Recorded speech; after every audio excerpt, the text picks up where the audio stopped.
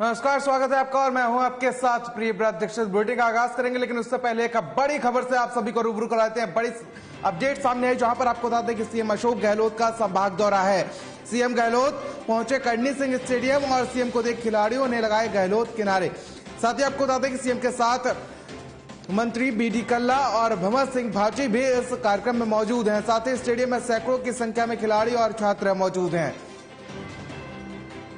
तो राजनीतिक उठापटक के बीच राजस्थान के सीएम अशोक गहलोत का ये संभाग दौरा है और इस दौरान सीएम अशोक गहलोत करणी सिंह स्टेडियम पहुंचे हैं और सीएम को देख के खिलाड़ियों में उत्साह और जोश नजर आया। साथ ही आपको बता दें कि सीएम के साथ मंत्री बीडी कल्ला और साथ ही भंवर सिंह भाटी भी इस कार्यक्रम में मौजूद हैं। बड़ी अपडेट इस वक्त की आपको बता दें कि स्टेडियम में सैकड़ों की संख्या में खिलाड़ी और छात्र मौजूद हैं। आपको बता दें कि तमाम राजनीतिक उठापटक के बीच सीएम अशोक गहलोत का संभाग दौरा है।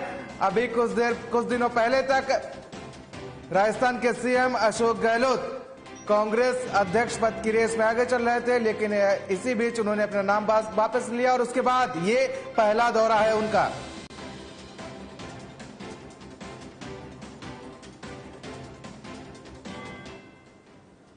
और राजरतन पारेख हमारे साथ संवाददाता हमारे हनुमानगढ़ से हमारे साथ जुड़ चुके हैं इसी खबर पर तमाम अपडेट्स और जानकारी के साथ। राजरतन, क्या कुछ तमाम अपडेट और जानकारी आपके पास? जी, मैं बता दूं कि काफी राजनीतिक उठापटक के बाद आज सीएम का पहला दौरा बीकानेर संभाग का रहा। बीकानेर में सीएम अशोक गहलोत सुबह 9:30 बजे नाल एयरपोर्ट पहुंचे। वहां से डॉक्टर करणी सिंह स्टेडियम पहुंचे। वहां जाकर के उन्होंने राजीव गांधी ग्रामीण ओलंपिक चल रही खेल स्पर्धाओं का अवलोकन किया। अवलोकन के बाद उन्होंने बताया कि हमारी सरकार जनता के साथ है। हमारी सरकार ने ऐसे कई कार्य किए हैं, जनहित के कार्य किए हैं और राहुल गांधी की भारत जोड़ो यात्रा देश को बचाने में लगी हुई है। और आप एक बार हमें अवश्य, जनता से उन्होंने अपील भी है कि एक बार आप जरूर हमें वोट करें, दोबारा सरकार बनाएं, किसी की हवा में बहकावे में नहीं है, ऐसा उन्होंने वादा किया। जी जी, जिस तरीके से बात की जाए, समझने की कोशिश की जाए, सीएम अशोक गहलोत का जो कुर्सी के लिए प्रेम है, राजस्थान के सीएम की कुर्सी के लिए जो प्रेम है, उसको देखकर साफ अंदाजा लगाया जा सकता है। क्योंकि जिस तरीके से उन्होंने कांग्रेस अध्यक्ष पद के लिए भी इसका त्याग कर दिया, तो अब कहीं ना कहीं जिस तरीके से वो धरातल पर नजर आ रहे हैं, लोगों से संवाद करते हुए नजर आ रहे हैं, जब से उन्होंने अपना नाम वापस लिया है, तब से लगातार वो राजस्थान की जनता के बीच जा रहे हैं और लगातार अगले विधानसभा चुनाव की कहीं ना कहीं तैयारियां करते हुए नजर आ रहे हैं। जी बिल्कुल, निश्चित रूप से कहना गलत नहीं होगा। सही आपने सवाल किया है। निश्चित रूप से कहा जाए कि पहला दौरा है उन्होंने। जैसे कल ही वो दिल्ली से जयपुर आए थे, जयपुर आते ही आज उन्होंने बीकानेर संभाग का दौरा किया है। हर हालत में यही संदेश जनता में जा रहा है कि ये दोबारा कुर्सी पाने की ललक इनको झलक रही है, दिखाई दे रही है। और जनता से उन्होंने अपील भी की है कि एक बार किसी के बहकाव में नहीं है, भाजपा के अन्य पार्टियों के बहकाव में नहीं है, एक बार मौका जरूर दें, एक बार आप सरकार, जनहित की सरकार जरूर चुने। जी चलिए, आप नजर बनाए रखिएगा, तमाम अपडेट्स और जानकारी आपसे हम लेते रहेंगे। फिलहाल अभी के लिए इतना ही, तमाम शुक्रिया आपका। तो इस धरा पर उस व्यक्ति के लिए कुछ भी असंभव नहीं है जो संकल्प धारण कर लेता है, और संकल्प को धारण कर सच को साबित किया है पवन अरोड़ा ने। जी हां, पवन अरोड़ा आज राजस्थान आवास मंडल के आयुक्त के रूप में राजस्थान सरकार को अपनी सेवाएं दे रहे हैं। 2007 बैच के आईएएस बनकर उन्होंने कई विभाग में अपनी सेवाएं दी और उन्हें कई उपलब्धियां भी मिली हैं, जिनमें उन्हें राष्ट्रपति पुरस्कार से सम्मानित भी किया गया है। और यही नहीं, सर्वश्रेष्ठ काम के चलते आज गिनीज बुक में भी उनका नाम शुमार है। आइए मिलते हैं ऐसे खास शख्स से जिनसे बात की है हमारी ब्यूरो चीफ पूजा जोशी ने।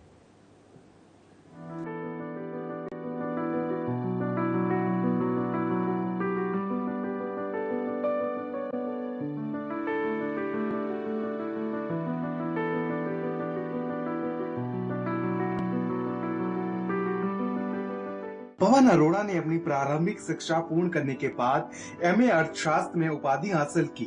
इसके बाद वर्ष 1987 में आरएएस की परीक्षा पास कर राजस्थान सरकार में आरएएस बने।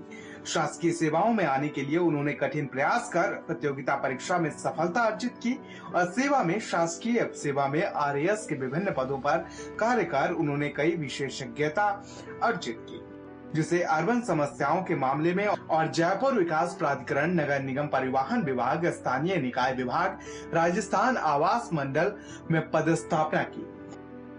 कुल 18 वर्षों से अधिक अपने अनुभव को सेवा में दिया और इस दौरान 2007 आईएएस बैच भी उनकी उपलब्धता रही और वो आरएएस से आईएएस बनी। पवन अरोड़ा के पुरस्कारों की फहरिस्त हस्त बहुत लंबी है, जिसमें उन्हें सबसे पहले स्टेट मैरिज सर्टिफिकेट, जिसमें वो अतिरिक्त जिला कलेक्टर, पंजीयन और मुद्रक के पद पर रहते हुए 1999 में स्टेट मेरिट अवार्ड मिला। यहाँ उन्होंने लगभग 20 करोड़ से अधिक की कर वसूली की थी। राज्य स्तरीय अन्य पुरस्कार के पद पर रहते हुए भी शुद्ध के लिए युद्ध अभियान इन्होंने सफल संचालन किया और लगातार 3 वर्ष तक क्षेत्रीय परिवहन अधिकारी जयपुर के पद पर रहते हुए सर्वाधिक आय अर्जित कर पुरस्कार हासिल किया। यही नहीं, पवन अरोड़ा निदेशक स्थानीय निकाय विभाग के पद पर रहते हुए मुख्यमंत्री स्वावलंबन योजना पर प्रथम स्थान प्राप्त भी किया।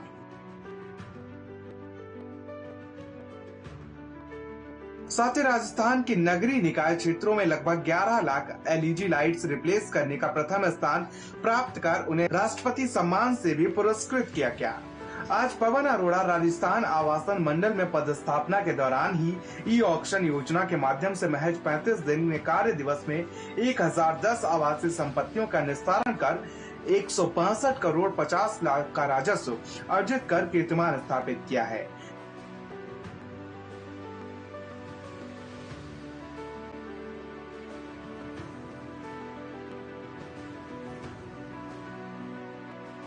यही कीर्तिमान उन्हें world book of records London तक ले गए। पवन अरोड़ा की सरकार के लिए उपलब्धियां यहीं खत्म नहीं होती। राजस्थान आवास मंडल के रिवाइवल और स्ट्रेंथनिंग के लिए वर्ष 2021 में स्कॉच अवार्ड मिला और उत्कृष्ट अवार्ड के साथ साथ national real estate development council द्वारा भी सम्मान प्राप्त हुआ।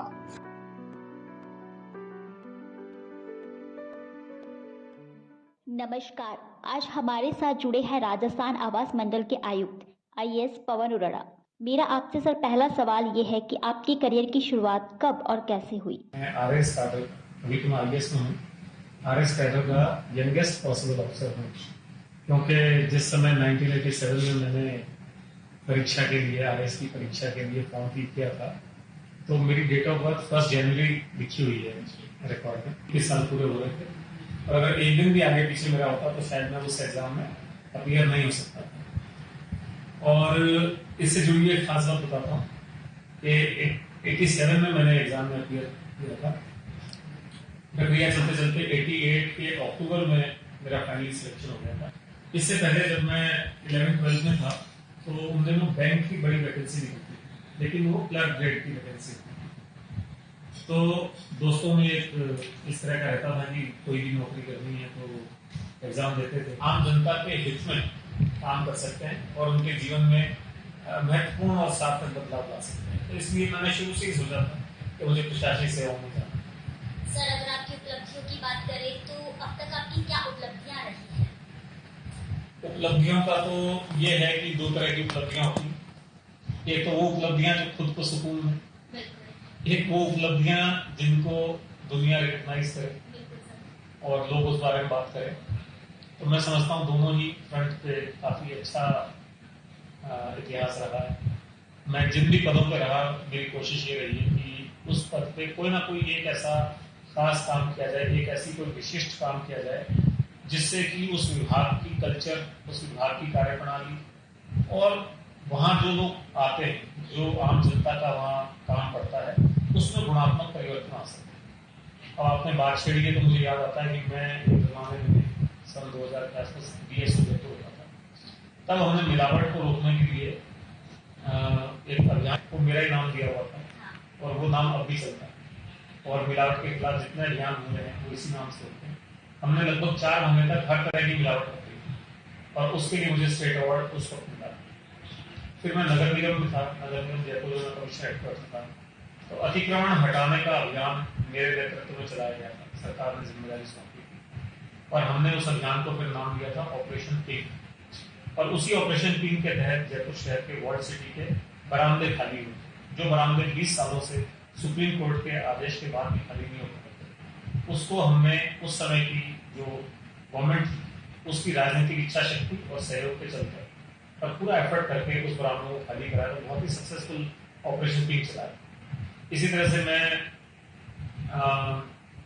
एडीएम स्टैम्प्स था 1997 में, तो उस समय ये कल्चर था कि जो लोग ये फ्लैट्स खरीदते थे, फ्लैट कल्चर नया नया आया था, उसकी रजिस्ट्री नहीं कराते थे और केवल एग्रीमेंट करके ही उसका पोजीशन ले लेते थे और सरकार को रजिस्ट्री और स्टाम्प का लॉस होता था। तो हमने एक नया रूल उसमें उस वक्त का मुझे याद पड़ता है कि 66C करके रूल हमने नया इंट्रोड्यूस किया था, जिससे रजिस्ट्री को कंपलसरी कर दिया था और जो लोग फ्लैट की रजिस्ट्री नहीं कराते थे उनके फ्लैट्स हम खुद कर देते थे, अटैच कर देते थे और फिर उनको मजबूरन वो रजिस्ट्री का पेमेंट करना पड़ता था। तो मुझे स्टेट मेरिट अवार्ड, जो कि एक प्रशासनिक सेवा में सबसे उच्च श्रेणी का अवार्ड मानते हैं, ये मुझे 99 में उस पद पे रहते हुए। इसी तरह से बाद में मैं एक बार आरटीओ जयपुर था, तो आरटीओ जयपुर रहते हुए मुझे लगा कि लर्निंग लाइसेंस बहुत ही कैजुअल तरीके से बन जाता है और कई बार जो वहाँ एजेंट्स हैं उनके माध्यम से बन जाता है, व्यक्ति को वहाँ आना भी नहीं पड़ता है, उसके यातायात नियमों की परीक्षा भी प्रॉपरली नहीं हो पाती है। तो मैंने अपना ही इनिशिएटिव लेकर के और लर्निंग लाइसेंस के लिए टच स्क्रीन कंप्यूटराइज परीक्षा का फॉर्मेट तैयार किया और वो प्रक्रिया आज भी चल रही है और बहुत सारे दूसरे प्रदेशों ने भी उसको अपना लिया है। उसमें आप जाते हैं तो आपका ऑनलाइन टेस्ट होता है, 20 प्रश्न आते हैं रैंडमली और उसमें से अगर आप 12 प्रश्नों का सही जवाब दे देते हैं तो आपका लर्निंग लाइसेंस उसी समय प्रिंट हो जाता है। एक तो उससे समय की बचत हो गई, जो सरकार खुद कहती थी कि आप 2 दिन में लर्निंग लाइसेंस दे सकते हैं, वो 5 सेकंड में, मतलब 5 मिनट में कह लीजिए वो मिलने लग गया। आप जो आ रहे हैं वो खुद को आना पड़ेगा, तो एजेंट का रोल खत्म हो गया। तीसरा, आपके यातायात नियमों या यातायात ज्ञान की परीक्षा भी साथ साथ, तो उस पर भी मुझे ई गवर्नेंस का स्टेट अवार्ड मिला। फिर मैं लेटली 5-7 साल पहले जेडीए में सेक्रेटरी था, सेक्रेटरी जेडीए था, तो वहां रहते हुए जयपुर की एक रिंग रोड, जो सदर्न रिंग रोड है, आगरा रोड से लेकर के अजमेर रोड तक करीब 47 किलोमीटर की रिंग रोड है, इसको खाली कराने का काम 7-8 साल से अटका हुआ था। तो उसकी जिम्मेदारी भी मुझे मिली थी और हमने केवल 10 दिन में 47 किलोमीटर सड़क एनक्रोचमेंट फ्री किया। करीब 1500 मकान हमने हटाए जो अवरोध बने हुए थे, 700 दुकानें हटाई, 40 मंदिर शिफ्ट किए और 150 कुएं और बाकी स्ट्रक्चर शिफ्ट किए। तो केवल 10 दिन में हमने उसको खाली किया। इसके अलावा उसी समय जयपुर शहर में करीब 120 मंदिर जो कि सड़कों में बीच रास्ते में बने हुए थे, उनको हटाया नहीं।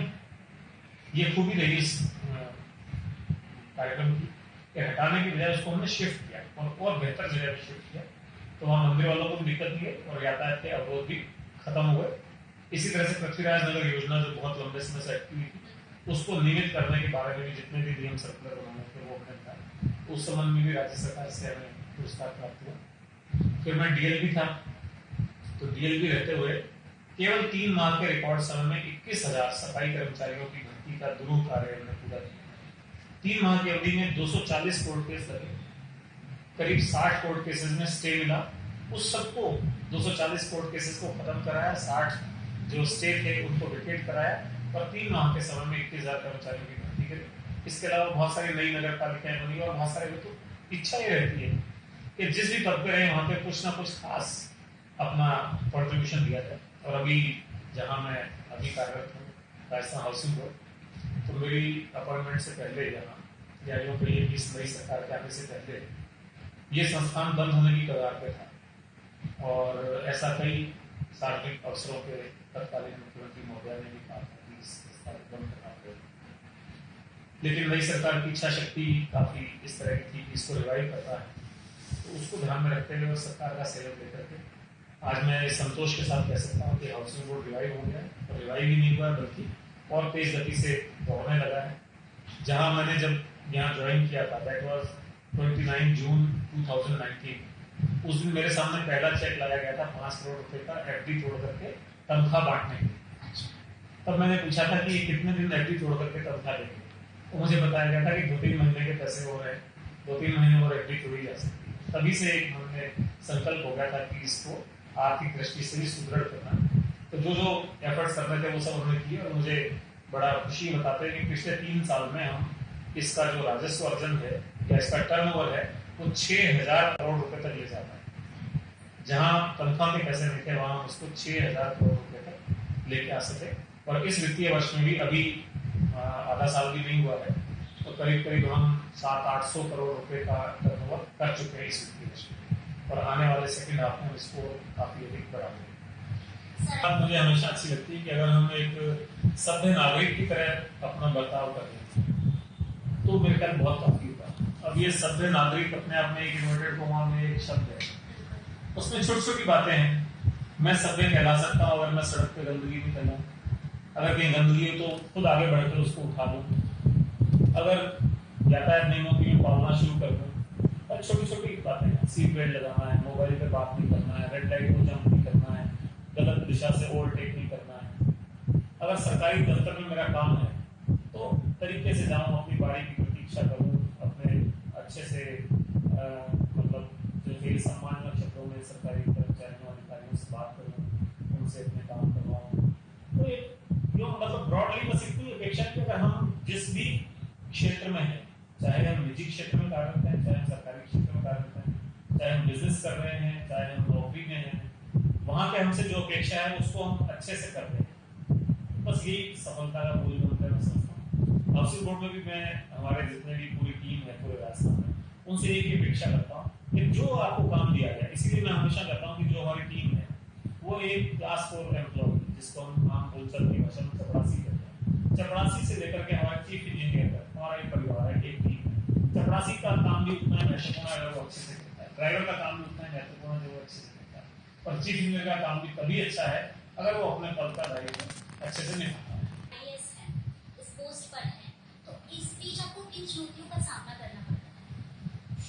देखिए, चुनौतियां तो हर क्षेत्र में है, केवल आईएएस या सरकारी नौकरी में चुनौतियां नहीं है, बल्कि हर क्षेत्र की अपनी अपनी चुनौतियां हैं। लेकिन अब हम यहाँ की बात करें तो सबसे पहला मतलब मैं कई बार ओटीएस में क्लास में रहता हूँ तो वहाँ भी चुनौतियों की बात होती है। तो मैं कहता हूँ पहले तो चुनौती ये होती थी कि आप अपने पद को पहचानें, आपके उसकी शक्तियाँ क्या हैं, आपके दायित्व क्या है, क्योंकि प्रशासनिक सेवाओं की जो एक खूबी है वो ये है कि हर कुछ समय में हो सकता है अवधि 1 साल हो, 2 साल हो, 3 साल हो, आपका ट्रांसफर होता है, आप नए विभाग में जाते हैं, वहाँ के आपको काम सीखना पड़ता है, वहाँ के कानून कायदे नियम कायदे सब आपको जानने पड़ते हैं। तो ये भी अपने आप में चुनौती होती है अगर आप उसको ग्रैस्प नहीं कर सकते, अगर आप उसको समय इस तरह की आती है। एक होती है पॉलिटिकल, मतलब पहले बहुत कम मैनेजमेंट कह लीजिए, चुनौतियां कह लीजिए, अब नंबर 2 हो गया पॉलिटिकल मैनेजमेंट, माफ कीजिएगा नंबर 3 हो गया मीडिया मैनेजमेंट। अगर आपने मीडिया को प्रॉपरली जान पाएंगे ना, आपकी टीम मोटिवेट हो सकेगी, बल्कि होगा क्या कि लोग जो है उससे भ्रमित होंगे और आपके विभाग या आपके कार्यकलापों से, तो उससे आपका आगे बढ़ता हुआ काम भी रुक जाता है। इसी तरह से एक और चुनौती होती है आपका बॉस मैनेजमेंट। अगर आपका बॉस आपसे खुश या नाराज, तो मैं वर्ड नहीं यूज करूंगा, लेकिन अगर वो आपको चाहता नहीं है या आपके काम से खुश नहीं है या खुश नहीं है, तो सही होता काम भी आपका कई बार अटक सकता है। तो बॉस मैनेजमेंट हो गया, मीडिया मैनेजमेंट हो गया, पॉलिटिकल मैनेजमेंट हो गया, और जो आपके नियम कायदे कानून है, ये सारा मैनेजमेंट हो गया। और इसके अलावा एक सार्वजनिक जीवन में आपको शुचिता रखनी पड़ती है। आपके सामने बंदिशें बहुत रहती हैं, आप यूँ कह सकते हैं कि आप एक कांच के घर में रहते हैं, आपका हर आचरण या आपका हर काम किसी न किसी की निगाह में रहता है। और आप जैसे अभी आप फ्रांस की राष्ट्रपति की एक कंट्रोवर्सी देख रहे होंगे कि वो राष्ट्रपति प्रधानमंत्री, फ्रांस की प्रधानमंत्री, वो किसी पार्टी में डांस कर रही थी और वो तो इतना विवादित हो गया। तो निजी जीवन और सार्वजनिक जीवन में एक बैलेंस क्रिएट करने की भी एक चुनौती है। मोटिवेशनल थॉट, देखिए मैं बहुत इसको यूँ लगेगा, कई बार हो जाता है जब आपने मुझसे पूछा मोटिवेशनल, तो ऐसा लगेगा कि मैं कोई बहुत आदर्शवादी बात कर रहा हूँ।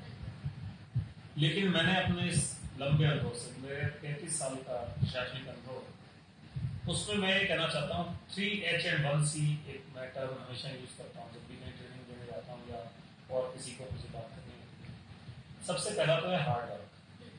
Hard work has no substitute, there is no shortcut. कोई शॉर्टकट नहीं होता लाइफ में। बिना हार्ड वर्क किए तो आप जीत ही नहीं सकते कुछ भी। दूसरा चीज है ऑनेस्टी। अगर ऑनेस्टी नहीं रखेंगे जीवन में तो एक बार 2 बार तो आप बेईमानी या डिसऑनेस्टी से भी काम नहीं चला सकते, लंबा नहीं चल सकते। तीसरा है हम्बलनेस।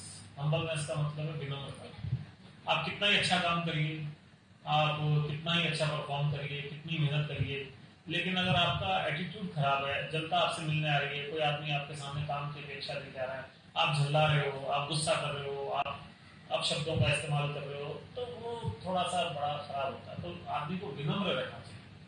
और एक जो फोर्थ है वो है सी इज कंपैशन। कंपैशन का मतलब आप मान लीजिए दया या करुणा, काइंडनेस। अगर आप में वो नहीं है, गरीब आया, एक विकलांग आया और बेचारा अपना काम लेके आया है, और आप में वो दया भाव या करुणा भाव नहीं है, आप उसकी तकलीफ को पहचान नहीं पा रहे हैं और उसको भी आम आदमी की तरह डील कर रहे हैं, तो आप ये सोचिए वो बेचारा विकलांग कैसे कहाँ चल के आया है, पता नहीं राजस्थान के किस कोने से चल के आया है, उसको आने में कितनी तकलीफ हुई होगी, जाएगा तो कितनी तकलीफ होगी, वो काम में रोज त्रस्त होगा तो कितनी तकलीफ होगी। तो उनके प्रति जो भी जरूरतमंद है, बीवी है, कमजोर है, अशक्त है, निशक्त है, विशिष्ट जन है, महिला है और कमजोर है, ऐसे तबके, बच्चे हैं, उनके प्रति जब तक आपके मन में करुणा का भाव नहीं होगा या कंपैशन नहीं होगा, तो मेरे ख्याल आपका कितना ही सफलता हो, कितनी ही आप धन संपत्ति अर्जित कर लें, कितना ही नाम अर्जित कर लें, वो सब बेकार है। क्या संदेश देना चाहिए? देखिए, युवा पीढ़ी को तो मैं मतलब कहना तो बहुत कुछ चाहता हूँ, क्योंकि ये जो हम बचपन में सुनते थे कि युवा ही देश के कर्णधार हैं, युवा पीढ़ी देश की भावी कर्णधार है, तो ये मजाक नहीं है या ये खाली एक बात नहीं है कहने को, ये सच्चाई है। युवा जो परिवर्तन ला सकते हैं देश में, समाज में, हमारे हालात में, हमारी कार्यप्रणाली में, हमारी अर्थव्यवस्था में, वो बाद वाले लोग या बड़ी उम्र के लोग नहीं ला सकते। जो ऊर्जा, जो विचार, जो बुद्धि, जो लगन उनमें होती है, वो किसी और में नहीं हो सकती है। तो युवाओं से तो मैं ये कहना चाहता हूँ कि सरकारी नौकरियों की अंधी दौड़ में ना दौड़े। हर व्यक्ति अपने आप में एक अलग तरह का हुनरमंद है। हर व्यक्ति को ईश्वर ने कोई ना कोई हुनर दिया है, वरदान दिया है। उस इंजीनियर बने, प्रशासनिक सेवा में, अगर आपने म्यूजिक का हुनर है, आप म्यूजिक करिए। अगर आपने आर्ट है, आप पेंटर बनना चाहते हैं, आप पेंटर बनिए। अगर आपने गीत संगीत में रुचि था, उसमें जाइए। अगर आपको कोई हस्तशिल्प का काम आता था, उसमें जाइए। अगर आपका कंप्यूटर में रुचि था, उसमें जाइए। मतलब अपनी खूबी को या अपने हुनर को पहचानिए, अपनी विधा को पहचानिए, उसको गढ़िए, और उसमें वही वाली बात है कि मेहनत करिए। मेहनत का कोई शॉर्टकट नहीं है। ये जरूरी नहीं कि हम सरकारी नौकरी के पीछे दौड़ते रहे। हम सरकारी नौकरी में आप देखेंगे आज जो ये परीक्षाएं होती है, छुट्टी के दिन आप देखेंगे ट्रैफिक जाम हो जाता है, और आप देखेंगे परीक्षा क्या हो रही थी, पटवारी परीक्षा, सब इंस्पेक्टर परीक्षा, ग्राम सेवक परीक्षा, 3rd ग्रेड टीचर की परीक्षा, रीट की, नीट की, पता नहीं कितनी तरह की परीक्षाएं हैं। और पद कौन से? छोटे छोटे। एक अगर चपरासी की आप 50 वैकेंसी निकाल दीजिए, आपको 2 से 2.5 लाख आवेदन प्राप्त होते हैं। एक टीचर की परीक्षा ही निकाल दीजिए, 6 से 7 लाख आवेदन आपको प्राप्त होते हैं। तो जो बेरोजगारी का एक आलम बना हुआ है, वो केवल इसलिए कि हम अंधी दौड़ में लगे हुए नौकरी करने। स्वरोजगार को, अपने हुनर को पहचानें, और उसी में अच्छे से अच्छा करके अपने समाज को, अपने पूरे परिवेश को ऊपर उठाने की कोशिश करें। युवाओं से मैं कहना चाहता हूँ। बहुत बहुत धन्यवाद sir. Thank you very much. IAS Pawan Arora का मानना है कि इस पद पर रहते हुए आप आम जनों की सेवा करने के लिए तत्पर रहते हैं। बस मन मस्तिष्क में एक पावन भावना का होना जरूरी है। सभी का उपकार उद्धार हो।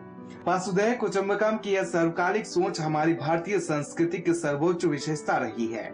इसको ही जीवन का आधार बनाकर हम आगे बढ़ते रहें तो हमें कभी भी किसी तरह की परेशानी नहीं आती है। आज के युवाओं को संदेश देते हुए आयुक्त पवन अरोड़ा कहते हैं कि मनुष्य का जीवन संभावनाओं से भरा हुआ है। यह आप पर निर्भर करता है कि आप इसे किन ऊंचाइयों तक ले जाते हैं। यह मन के हारे हार है और मन के जीते जीत।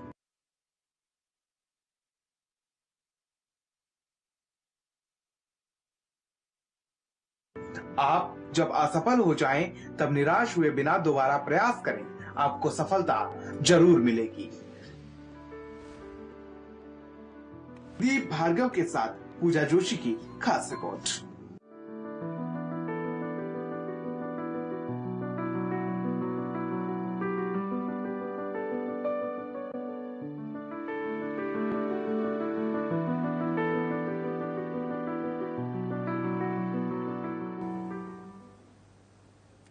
तो ये थी पवन अरोड़ा की कहानी, जिसमें हमने आपको दिखाया कि किस तरीके से उन्होंने कभी हार नहीं मानी और हार नहीं मानने के चलते वो पायदान प्रति पायदान चलते गए और आगे की उनकी जीवन जो है वो किस तरीके से उन्होंने कठिनाइयों से निकलकर और आगे उन्होंने सफलता हासिल की। तो आज की इस खास पेशकश में मेरे साथ इतना ही। नमस्कार।